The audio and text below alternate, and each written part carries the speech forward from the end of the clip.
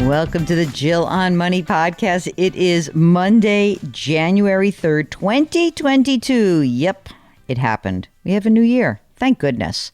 Let's put that old year to rest. I think 2020 and 2021, we're just going to say we'll make it one long bad year and we can forget about it. It's like the Queen. It's the annus horribilis for the world because of what we've all just gone through. Hopefully, the worst is behind us. And now we can just really hyper-focus on making the next best financial move in our lives. We'll do it together. It'll be easy. Remember, this is the program where it doesn't matter how much money you have, how much, how little, doesn't matter. We are not judging you. We are just trying to help you take the next best step for you. It doesn't have to be compared to anyone else, just what's for you. And I can't emphasize that enough because so often we are comparing ourselves to maybe other family members or maybe our parents, whatever it is. You got to forget about that. We have to get to where you need to go. And if you want help doing that, just go to the website, jillonmoney.com, click the contact button, and we'll be here for you. Tell us what's on your mind. Don't forget to let us know if you'd like to join us on the air live. That's what Mark is there for. He helps facilitate all this stuff. He makes everything run much better. So jillonmoney.com, click the contact button. Today we are talking to Jed in South Dakota, and he says he's trying to make up for lost time. So Jed, what can we do for you? Because I'm in the medical field, I graduated kind of right at 30, so I'm going to say at 34, I'm new to the investing world and really trying to make up for lost time, as you could say, for not doing a lot in my 20s. Mm-hmm. So we've been looking into some options of how to invest our money. And right now, I have a 403B that I'm maxing out each year. I have a 457 that I'm maxing out each year. Mm-hmm. Right now, between the two accounts, they're worth about $190. Great. That's fantastic. Okay, keep going. So you're 34, and what did you say spouse was? She is 34. Okay, as both. of today. Okay, got it. As of today? Yeah.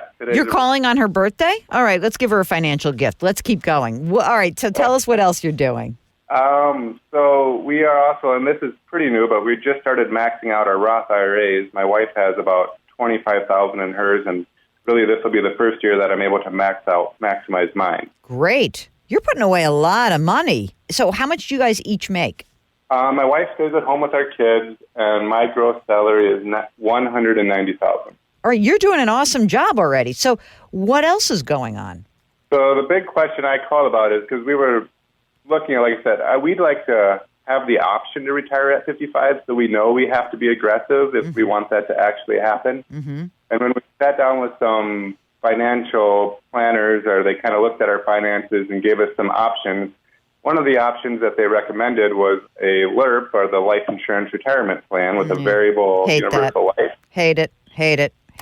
Keep going. That's what I've always understood, but obviously they are able to make it sound like a good idea. So that was one of my big questions today. Yeah. Okay. So, all right. I already gave you the hate it. What else did they tell you to do?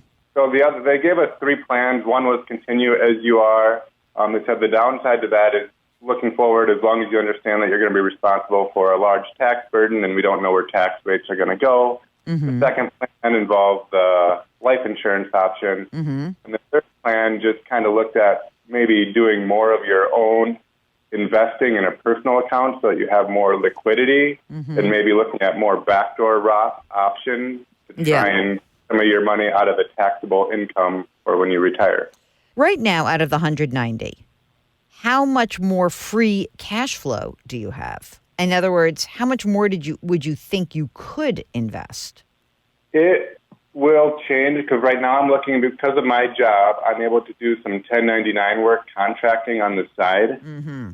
So it'll be variable year to year, but we do think up to another, on a good year, $10,000 that we could potentially invest. On the 403B or the 457, is there a matching component from your employer? 5% for the 403B. Okay, great. Perfect. Jed, when someone presents something and it sounds too good to be true, it usually is. And I get the whole life insurance as supplemental retirement, but I don't think that is the smartest way for you to do it. I think that you're doing a fantastic job. You're putting away $50,000 a year, that's basically just earmarked for retirement. It is true that you will have a tax liability when you retire. But right now, you are using a very tax efficient way to invest, right? You're basically saying, I'm putting this money away, I'm getting the money to work for me. If you have surplus income, what I would do is I would just establish a plain old, really boring general investment account. It will be taxable, but you know what? Your tax bracket is not so bad because, right now you're putting away $38,000 a year pre-tax, and that's dropping your burden down. Do you feel like you're paying a lot in taxes right now or not? No, I actually think we are very tax efficient with all the deductions and things that we're able to claim right now. Yeah, I do too. I mean, you fall down into the 22% tax bracket, which is amazing. So, I mean, I think it's great you're using the Roth. I think that you could be basically putting, if you had that moonlighting income, right, that 1099 income, if you just said, you know what, every time we get that, let's put that into a general investment account, that will supplement your retirement. And, you will need to have money that's set aside. I don't know if at age 55 you are actually going to retire. You said you would want the opportunity to. I don't know if you would maybe be able to just cut down on your time. Then you wouldn't be moonlighting, obvious. You know what I mean? Like 20 years of like kicking butt, but then maybe another 5 years of just sort of working when you want, as opposed to saying, I have to be there working all these hours, right? And then I think you're going to be in great shape. I really don't see life insurance in general. If you said to me, I'm making $500,000, I'm putting all this money away pre-tax, I want to come up with a really different kind of tax efficient way to invest, I think that we could probably figure out a way to get some sort of low cost insurance product that may work for you. But every time you make an investment in some insurance product, it comes laden with fees. And I'd like to avoid that. I think you guys are doing what you should be doing right now. It sounds like a really good scenario. If there are other financial obligations or things that come up, I think having that general investment account gives you the ability to tap into that if you'd like.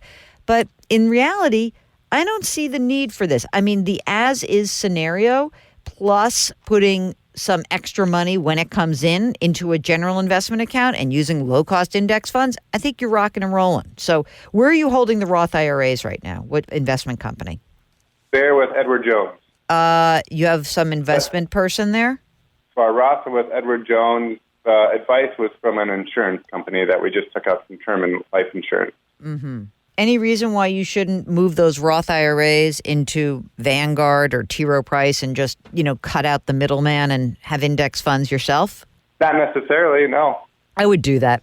Because not that, I don't think anyone's ripping you off at Edward Jones or anything. I'm not suggesting that. I'm just saying that when the easiest way for you to earn more on your money is to put your portfolio on an autopilot mode, invest in some index funds, and call it a day. Because I don't see in your scenario that you need some sophisticated portfolio protection or anything like that. I think that you're a pretty straightforward financial couple, meaning that you just want to save and invest for the future, wring out the expenses, and the easiest way to do that is to go to a place where they have index funds and that you can easily manage this yourself. Okay, that's the first Monday in 2022. I hope that was helpful for you. And if you've got a serious financial matter, if you have a not so serious financial matter, Mark and I want to help you out.